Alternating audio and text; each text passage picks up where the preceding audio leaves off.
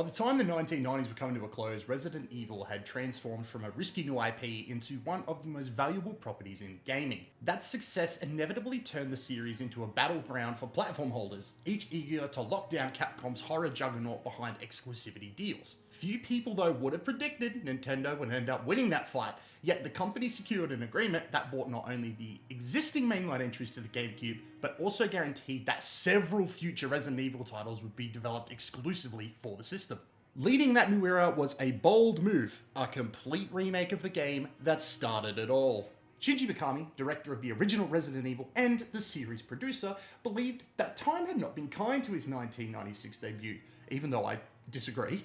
Despite only a handful of years passing since its release, he felt the visual's mechanical foundations already showed their age.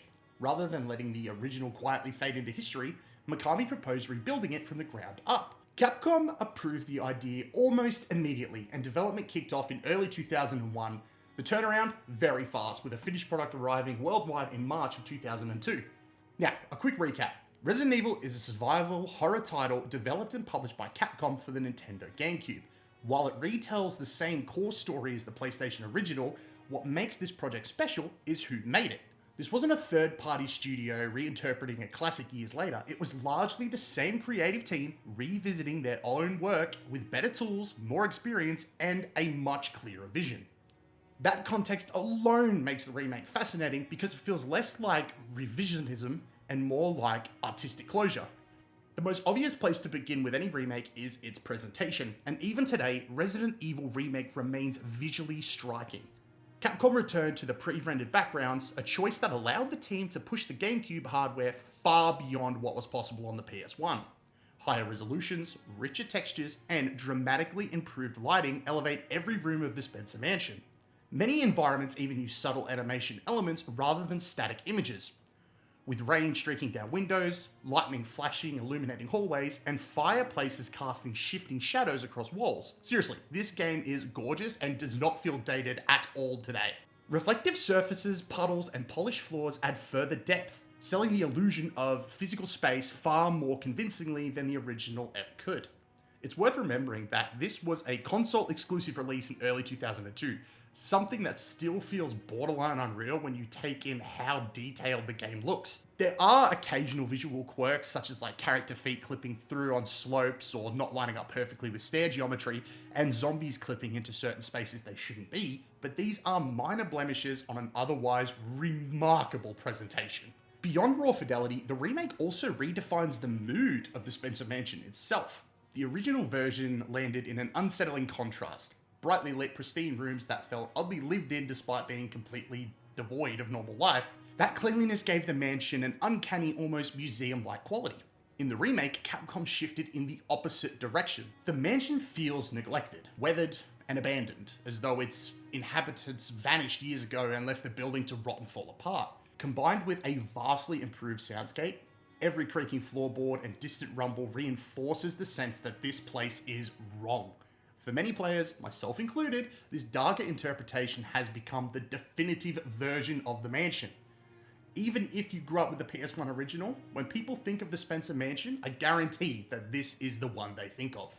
Mechanically, the game still allows players to choose between Chris Renfield and Jill Valentine, with their classic differences intact. Chris boasts greater survivability thanks to his higher health, while Jill enjoys expanded inventory space and her lockpick, which simplifies exploration early on. One thing new players should be warned about, however, is the game's unintuitive difficulty selection.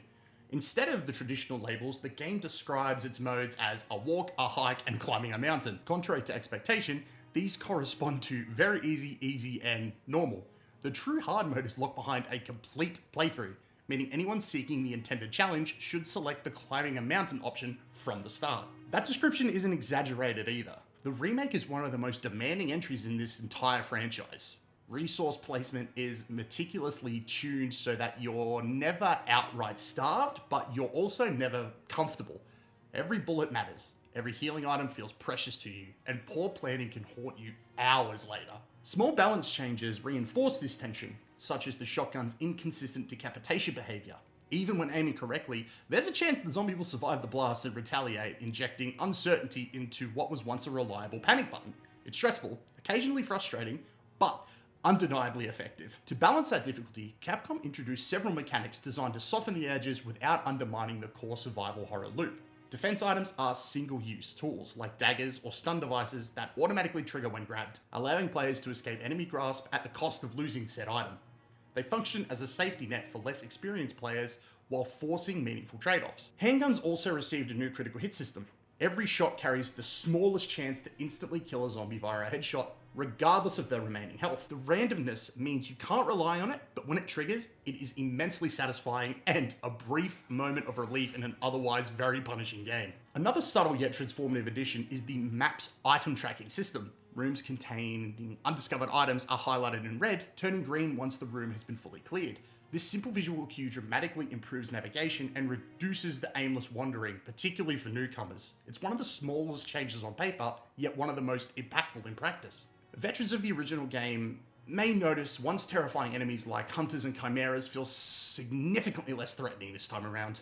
The remake shotgun reliably stuns them, making encounters far safer than before. In the original, these creatures were unpredictable death sentences. Here, they feel like manageable threats. While this does undermine some of their legacy fear factor, it also prevents certain sections from becoming just pure frustration. Level design sees extensive reworking, nearly every familiar location returns, but expanded with new rooms, puzzles, and item placement. Progression is reshuffled, altering where and how players access key tools, like Jill's grenade launcher. Even returning players are forced to relearn routes and strategies, keeping this experience fresh without disregarding its roots. The remake also introduces new weapons, most notably the assault shotgun with increased capacity and high critical potential. It serves as a meaningful upgrade rather than a redundant variant, reinforcing the sense of progression absent from the original. The most significant gameplay addition, however, in my opinion, is the Crimson Head system.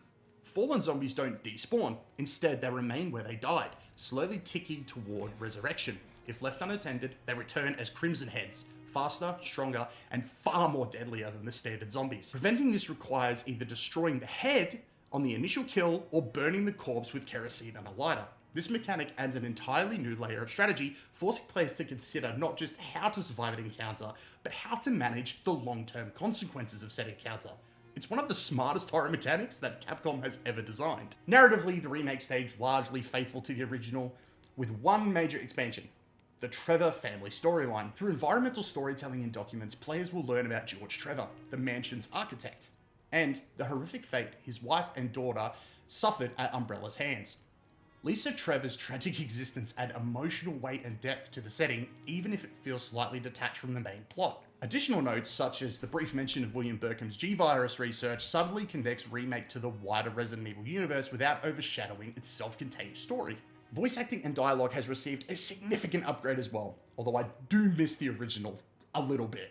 Performances are far less awkward, and much more unintentionally comedic writing has been revised, though not erased entirely. The result is a game that carries its campy DNA, while finally sounding confident and cohesive. In the end, Resident Evil Remake stands as one of the finest examples of how to revisit a classic. It doesn't overwrite the original, nor does it try to replace it. Instead, it exists alongside it, offering a richer, more refined interpretation that respects what's come before. If you only have time for one version, the remake is the clear recommendation. But for those willing to experience both like I did, playing the original followed by Remake reveals just how masterful Capcom reimagined its own legacy.